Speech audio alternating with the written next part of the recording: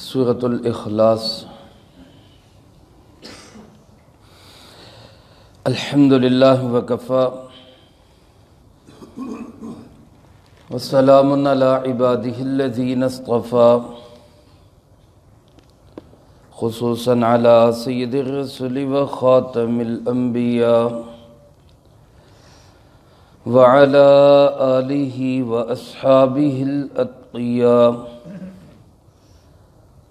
اما بعد فاعوذ باللہ من الشیطان الرجیم، بسم اللہ الرحمن الرحیم۔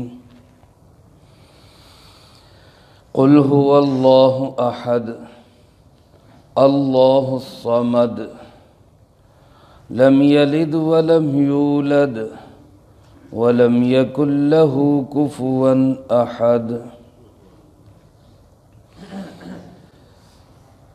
قل هو اللہ احد، اے پاک پیغمبر صلی اللہ علیہ وسلم، آپ فرما دیجئے وہی اللہ ہے جو یکتا ہے، اللہ الصمد، اللہ بے نیاز ہے، لم یلد ولم یولد، نہ اس نے کسی سے جنم لیا نہ اس سے آگے کسی نے جنم لیا، ولم یکن لہ کفوا احد، اور نہیں ہے کوئی ایک بھی اس کے برابر اور ہمسر۔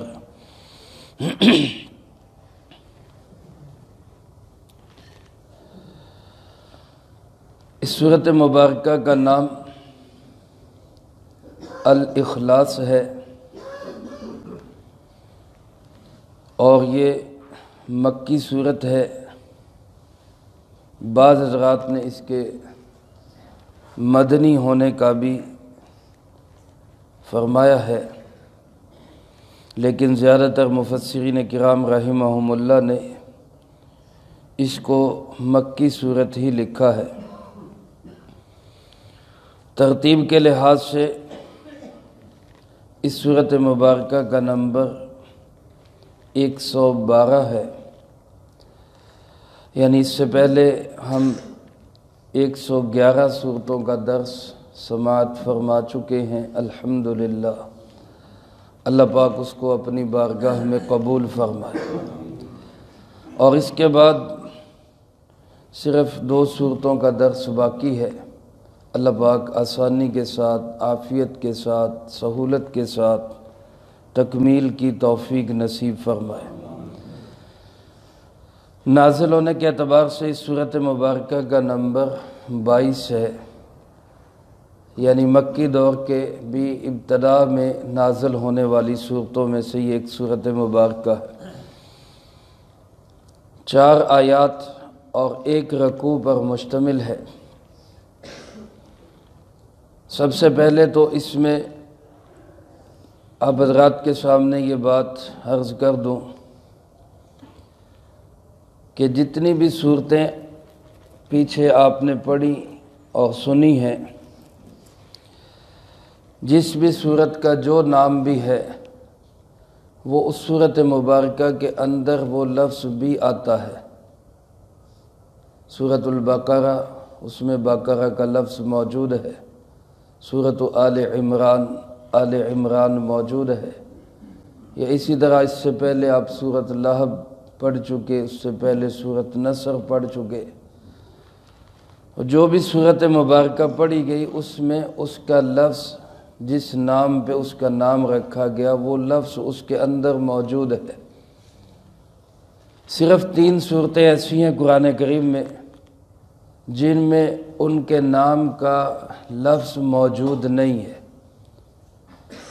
ان میں ایک سب سے پہلی سورۃ الفاتحہ، اس کا نام الفاتحہ ہے، لیکن الحمد سے آخر تک کہیں الفاتحہ کا لفظ نہیں ہے، لیکن اس کو الفاتحہ اس لیے کہتے ہیں کہ اسی سے قرآن کریم کا افتتاح ہو رہا ہے، قرآن کریم شروع ہو رہا ہے، اس لیے وہ شروع والی کے نام سے الفاتحہ ہو گیا۔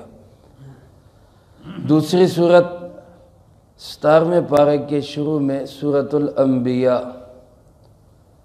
الانبیاء کا لفظ اس سورۃ مبارکہ میں موجود نہیں ہے، نام اس کا الانبیاء ہے، لیکن اس کی وجہ بھی واضح ہے کہ اس سورۃ مبارکہ میں بہت سارے انبیاء علیہم السلام کا تذکرہ ہے۔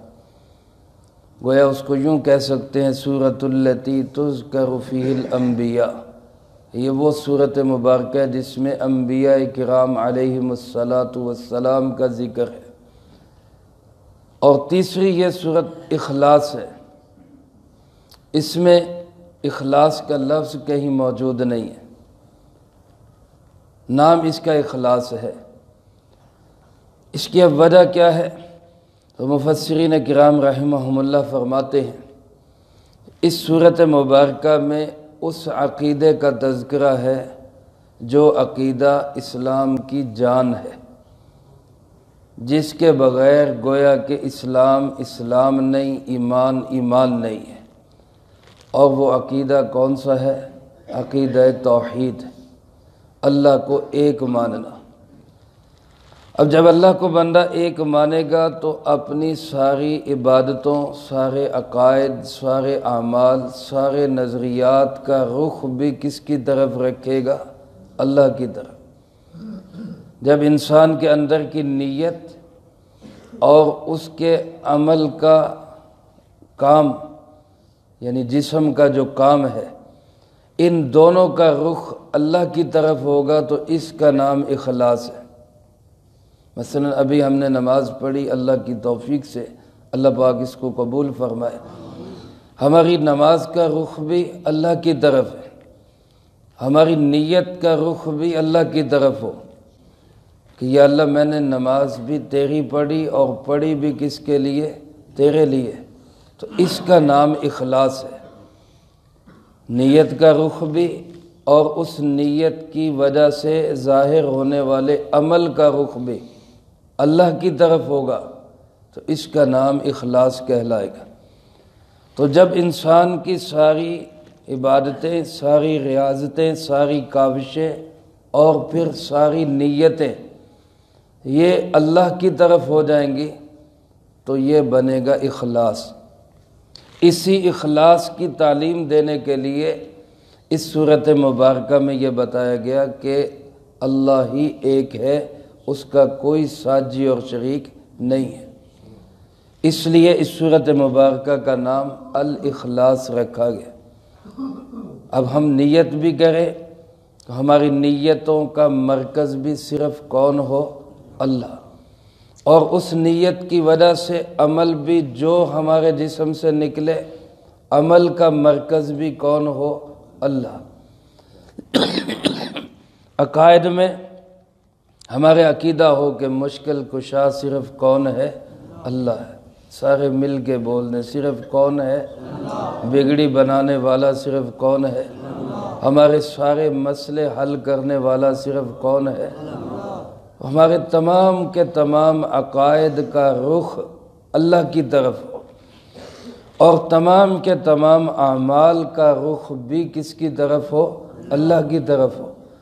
اسی کا پیغام ہے اس سورۃ مبارکہ میں، اس لیے اس کا نام رکھا گیا الاخلاص۔ اور میرے محترم دوستو، اس سورۃ مبارکہ کے بہت سارے فضائل ہیں، بہت سارے فوائد ہیں۔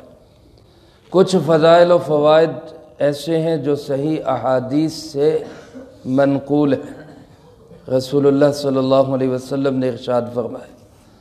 کچھ فوائد ایسے ہیں جو علماء کرام کے تجربات ہیں، لیکن میں یہاں پہ صرف 3 فضائل کا ذکر کروں گا جو احادیث مبارکہ سے ثابت ہے۔ رسول اللہ صلی اللہ علیہ وسلم کے ایک صحابی، آپ نے ان کو ایک جماعت کا امیر بنا کر بھیجا، سریہ بھیجا جنگی مہم کے لیے۔ اس جماعت کے جو امیر تھے ان کی عادت مبارکہ یہ تھی کہ وہ جب بھی نماز پڑھاتے لشکر کو تو وہ سورۃ اخلاص ہی پڑھا کرتے تھے، ہر نماز کی ہر رکعت میں سورۃ اخلاص۔ ان کی شکایت کی گئی جناب محمد کریم صلی اللہ علیہ وسلم سے کہ جناب انہوں نے ہر نماز کی ہر رکعت میں سورۃ اخلاص ہی پڑھی ہے اور کوئی سورت نہیں پڑھی۔ سرکار دو عالم صلی اللہ علیہ وسلم نے ان سے پوچھا آپ نے ایسا کیوں کیا؟ تو صحابی رسول کہنے لگے اللہ کے محبوب جی صلی اللہ علیہ وسلم اس سورۃ مبارکہ میں اللہ کی توحید کا ذکر ہے اور مجھے اس سورۃ مبارکہ سے بڑا پیار ہے، اس محبت اور پیار کی وجہ سے میں نماز کی ہر رکعت میں یہی سورت پڑھتا ہوں۔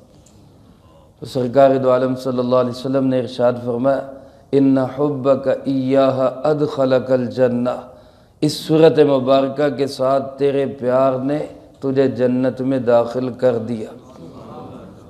یعنی محبت کے ساتھ، اپنائیت کے ساتھ، چاہت کے ساتھ اگر کوئی بندہ اسی سورۃ مبارکہ کو پڑھے گا تو اس کی محبت دخول جنت کا سبب ہے، لیکن غفلت کے ساتھ نہیں۔ ہم بھی نماز کی ہر رکعت میں یہی سورت پڑھتے ہیں، لیکن ہم پڑھتے ہیں غفلت کی وجہ سے، اور کسی سورت کی طرف دھیان نہیں جاتا، توجہ نہیں ہوتی، یہ زبان پہ چڑھی ہوئی ہے، آٹومیٹک چلتی رہتی ہے۔ اگر غفلت کی وجہ سے ہو تو پھر نہیں، محبت کی وجہ سے ہو تو یہ سورۃ مبارکہ کی محبت انسان کو جنتی بنا دیتی۔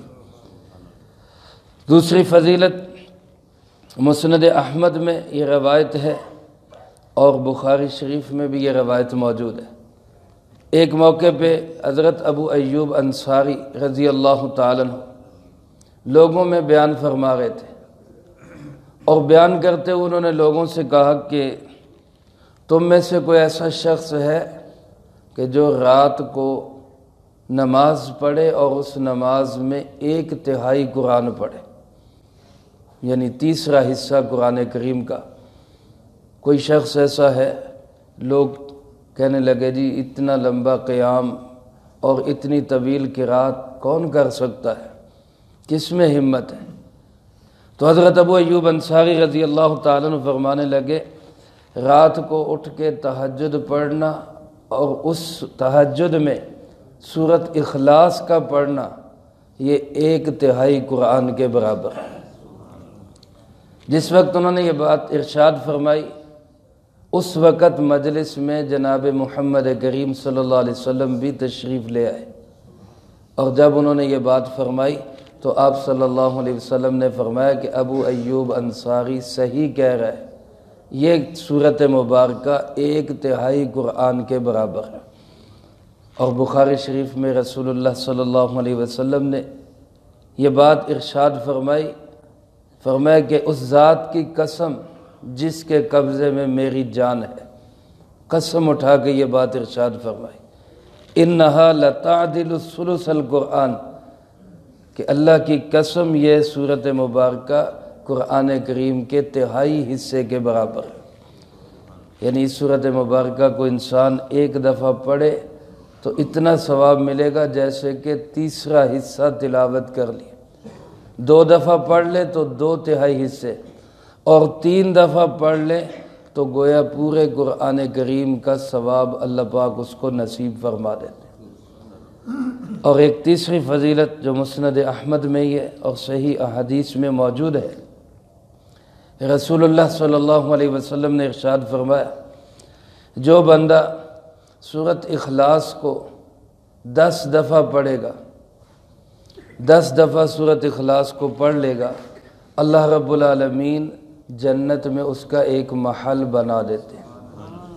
یعنی سورۃ اخلاص کا 10 دفعہ پڑھنا گویا کہ جنت میں ہمارا ایک محل بن جاتا ہے۔ رات ہی بات میں یہ کر رہا تھا، اللہ کے محبوب صلی اللہ علیہ وسلم جب سفر معراج پہ تشریف لے گئے، وہاں پہ آپ کی بہت سارے انبیاء علیہ السلام سے ملاقات ہوئی۔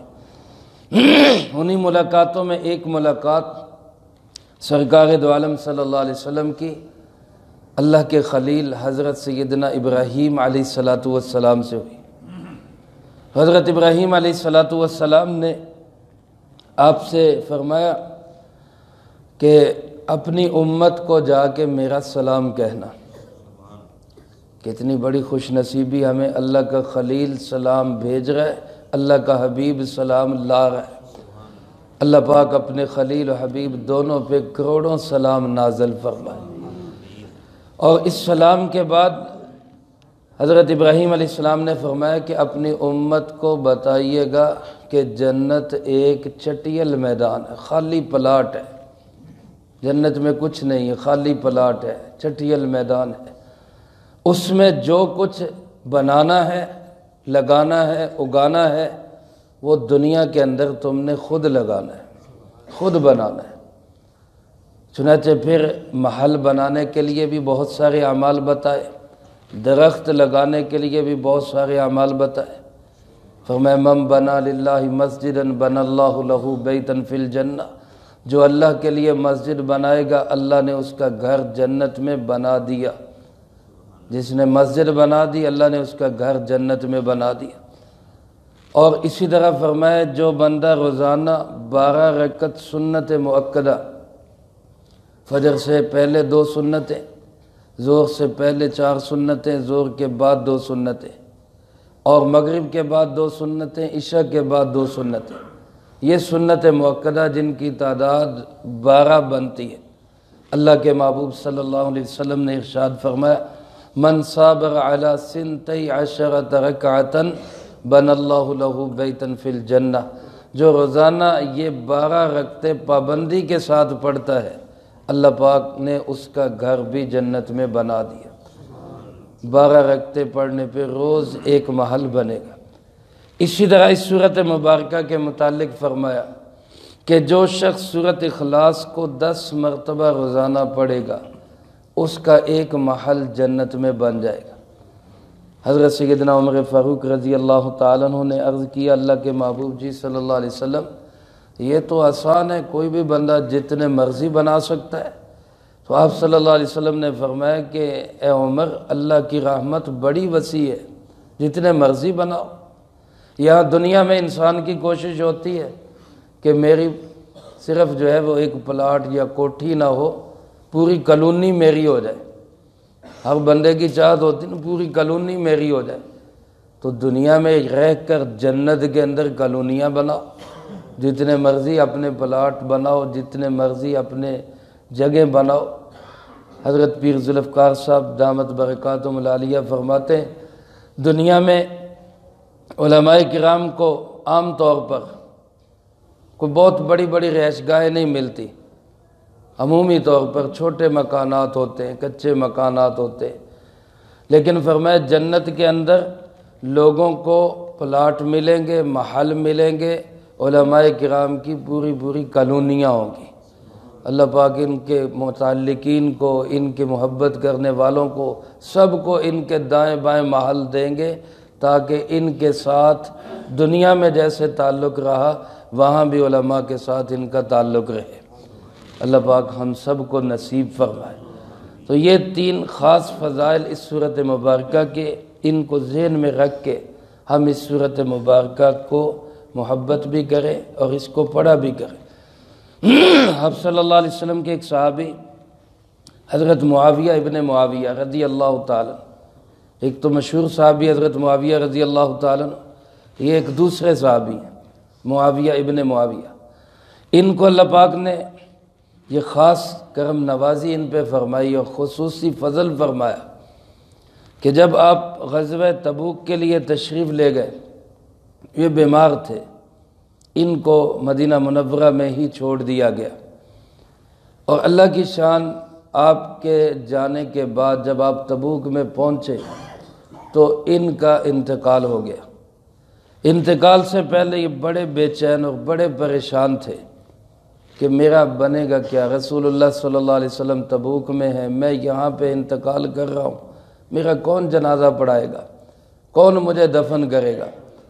اگر وہاں پہنچایا جاتا ہوں، وصیت کرتا ہوں کہ وہاں پہنچا دیا جائے تو تدفین وہاں پہ ہو جائے گی، مدینہ میں تدفین نہیں ہوگی۔ اور چاہتے بھی یہ تھے کہ رسول اللہ صلی اللہ علیہ وسلم جنازہ پڑھائیں، اور یہ بھی چاہتے تھے کہ تدفین بھی مدینہ منورہ میں ہو۔ علماء نے لکھا اللہ پاک نے جبرائیل علیہ السلام کو بھیجا کہ جائیے 70,000 فرشتوں کو ساتھ لے جائیے، یعنی کثیر تعداد میں فرشتوں کو ساتھ لے جائے، اور ان کی میت کو اٹھا کر تبوک میں لے جائیں، وہاں جناب محمد کریم صلی اللہ علیہ وسلم سے کہیں ان کی نماز جنازہ پڑھائیں، اور نماز جنازہ وہاں پڑھانے کے بعد پھر ان کو واپس مدینہ منورہ لے آؤ اور یہاں لا کے اس کی تدفین کرو۔ حضرت جبرائیل علیہ السلام نے آپ کو یہ حکم دیا، آپ نے اس کی تعمیل کی، اور پھر پوچھا کہ جبرائیل میرے اس صحابی کو یہ اتنا بڑا اعزاز کیوں مل رہا ہے کہ یہاں پہ لا کے اس کا جنازہ پڑھوایا جا رہا ہے، پھر اس کو واپس وہاں تدفین کروائی جا رہی، فرشتوں کا ایک پورا جرمٹ ساتھ۔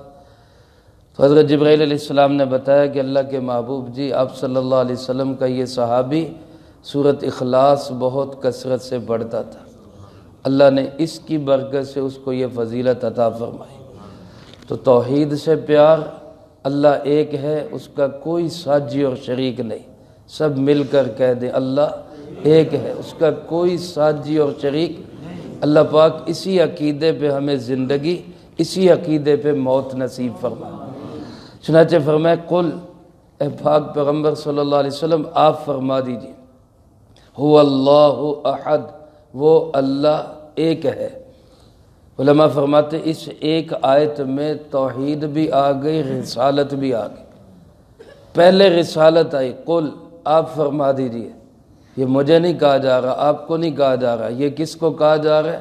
جناب محمد کریم صلی اللہ علیہ وسلم۔ یعنی توحید سے پہلے بھی اعلان ہے اس چیز کا کہ آپ نبی برحق ہیں، کیونکہ میں اپنا پیغام آپ کو دے رہا ہوں، کسی اور کو نہیں دے رہا۔ تو رسول اللہ صلی اللہ علیہ وسلم کی رسالت کا اظہار قل کے اندر آ گیا، آپ فرما دیجئے، آپ یہ اعلان کر دیجئے۔ اور اعلان کیا کرنا ہے؟ هو اللہ احد، وہ اللہ ایک ہے۔ علماء کرام فرماتے ہیں کہ احد اور واحد اردو میں دونوں کا ترجمہ اکیلا یا ایک یا یکتا کیا جاتا ہے، لیکن احد اور واحد میں عربی میں فرق ہے، عربی زبان کے اندر۔ واحد اس چیز کو کہتے ہیں کہ جو ایک ہو، چاہے کئی چیزوں سے مل کر بنی ہو ایک چیز، لیکن بنی کئی چیزوں سے مل کر ہو۔ جیسے ہم انسان، میں ایک ہوں لیکن میں بنا کئی چیزوں سے مل کے ہوں، مجھ میں مٹی بھی ہے، مجھ میں پانی بھی ہے، مجھ میں آگ بھی ہے، مجھ میں ہوا بھی ہے، کئی چیزوں سے مل کر میں ایک بنا ہوں۔ اور بھی ایسی کئی چیزیں ہیں جو ایک ہوتی ہیں لیکن کئی چیزوں سے مل کر ایک ہوتی ہیں، لیکن احد اس کو کہتے ہیں جو ایک بھی ہو اور چیز بھی ایک ہی ہو، اس کے اندر کوئی دوسری چیز کی ملاوٹ، کوئی ترکیب، کوئی اس کے اندر جوڑ نہ ہو، مرکب نہ ہو، وہ مفرد، یکتا اور اکیلی چیز ہو۔ یہ علماء فرماتے ہیں کہ مشرکین عرب نے یہ سوال کیا تھا نبی کریم صلی اللہ علیہ وسلم سے کہ ہمیں یہ بتایا جائے کہ جس اللہ کی آپ بات کرتے ہیں وہ اللہ کس چیز کا بنا ہوا ہے؟ وہ سونے کا بنا ہے، وہ چاندی کا بنا ہے، وہ کس چیز کا بنا ہوا ہے؟ تو اللہ پاک نے اس کا جواب دیا کہ هو اللہ احد، وہ ایک یکتا ہے، وہ کس چیز کا بنا ہے یہ وہی جانتا ہے، لیکن جس چیز کا بھی بنا ہے اس میں جوڑ کوئی نہیں، ملاوٹ کوئی نہیں، مرکبات کوئی نہیں، وہ یکتا اور اکیلا ہے۔ وہ کیسا ہے، اس اپنی حقیقت کو وہ خود ہی جانتا ہے۔ اور بعض علماء فرماتے کہ مشرکین عرب نے دوسرا سوال یہ کیا تھا کہ وہ کس سے بنا ہے، یعنی کس سے پیدا ہوا ہے؟ تو اس کا جواب آگے دیا گیا کہ لم یلد، وہ کسی سے نہیں بنا، وہ کسی سے پیدا نہیں ہوا۔ تو بہرحال وہ اکیلا ہے، یکتا ہے، واحد ہے، اس کا کوئی جوڑ نہیں، وہ ایک ہی چیز ہے، اس کے حصے بکھرے نہیں ہیں۔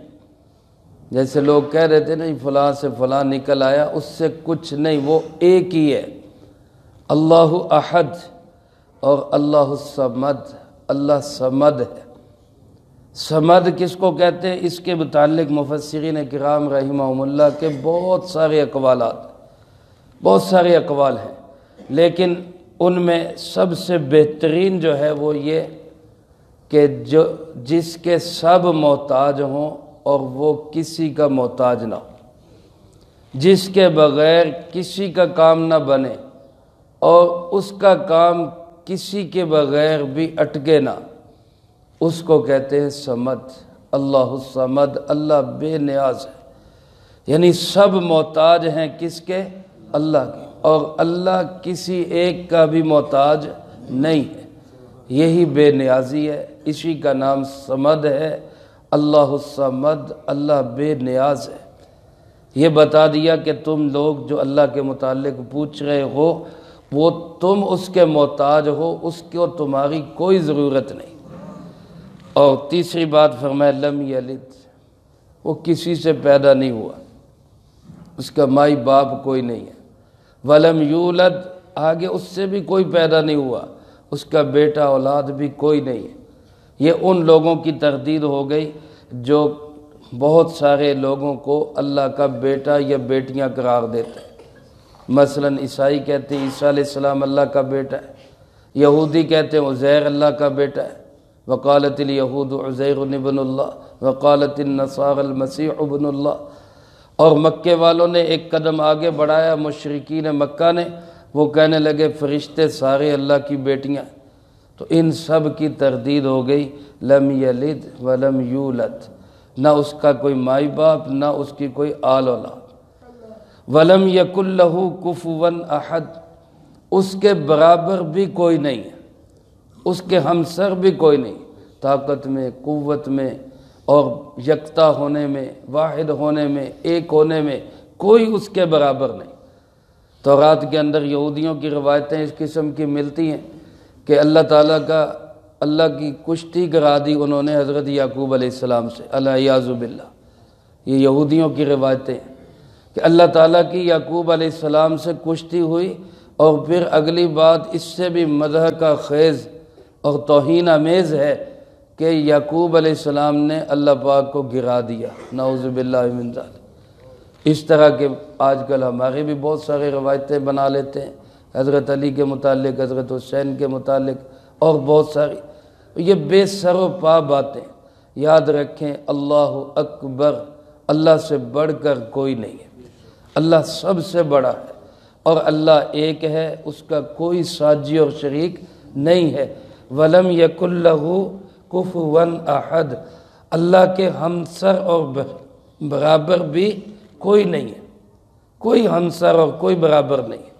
تو میرے محترم دوستو، یہ توحید ہے، اس صورت مبارکہ میں یہ توحید کا پیغام ہے۔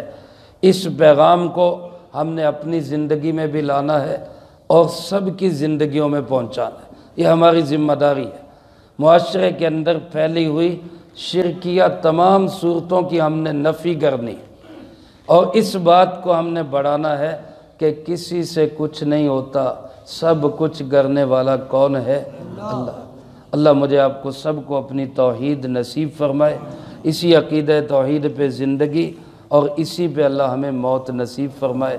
جو کہا سنا اس کو زندگی میں لا کے دوسروں تک پہنچانے کی توفیق عطا فرمائے۔ اللہم انت السلام ومنک السلام، تبارکت ربنا وتعالیت یا ذا الجلال والاکرام۔